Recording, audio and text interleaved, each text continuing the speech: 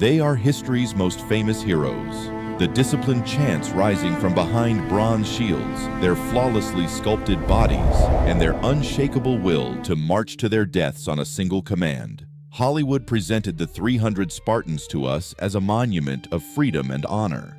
We were all mesmerized by those epic battle scenes. However, hidden on the dusty shelves of history lies a much darker, much more ruthless truth that those movies didn't dare to show.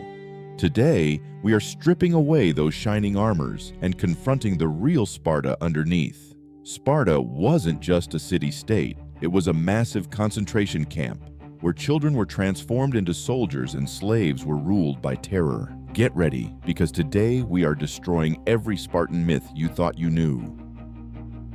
You might have heard the word Agoge before, but have you ever thought about what it truly meant? This wasn't a school, it was a human meat grinder. Every boy who reached the age of 7 was taken from his mother's arms and handed over to the cold claws of the state. No shoes, no cloaks, just a single piece of clothing. Children fighting each other for a morsel of bread in the freezing cold on mountain peaks. If you were caught stealing food, the punishment wasn't for stealing, but for getting caught, because a Spartan should never get caught. And the most terrifying part, the crypteia. Contrary to popular belief, the crypteia wasn't a graduation ceremony every child participated in. It was the state's secret terror organization where only the most elite and gifted young warriors were chosen. At midnight, these elite youth, around 18, 20 years old trying to prove their manhood, had to brutally murder defenseless slaves, the Helots, deep in the woods, simply to prove their killing skills and to strike fear among the slave population.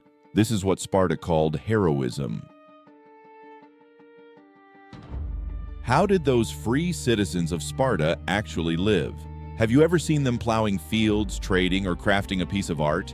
No, because there was a massive, dehumanized class taking their place, the Helots.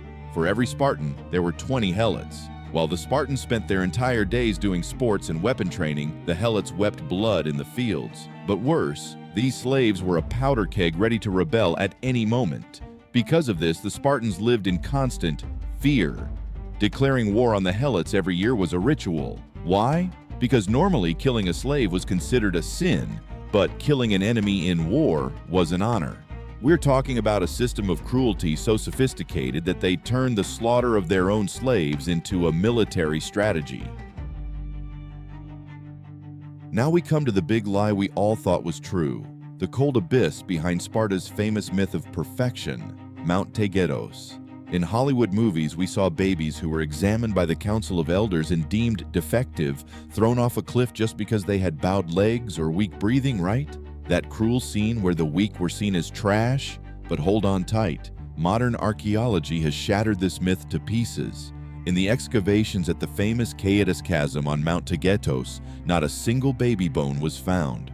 All the bones discovered belonged to adult males, prisoners of war, traitors, or criminals.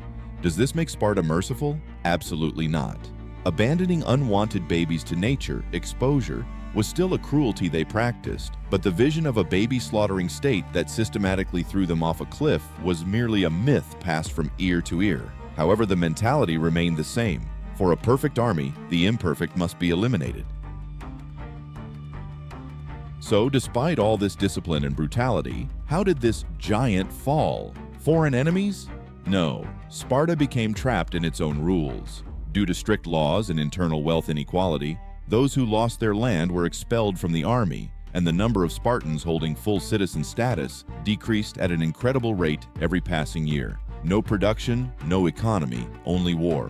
When their indestructible walls were shattered by the new military tactics of the Thebans at the Battle of Leuctra, Sparta lost not just its soldiers, but its future. Because the system did not accept anyone from the outside, it couldn't replace those who were lost. The iron fist that crushed the slaves, Helots, for years, no longer had the power to suppress them. They drowned in their own illusion of perfection. If you go to Sparta today, what do you see? A whole lot of nothing. Where those glorious armies and invincible warriors once stood, all that remains are a few foundation stones that tourists take pictures of. The legendary historian of ancient Greece, Thucydides, foresaw this collapse thousands of years ago and wrote this chilling prophecy.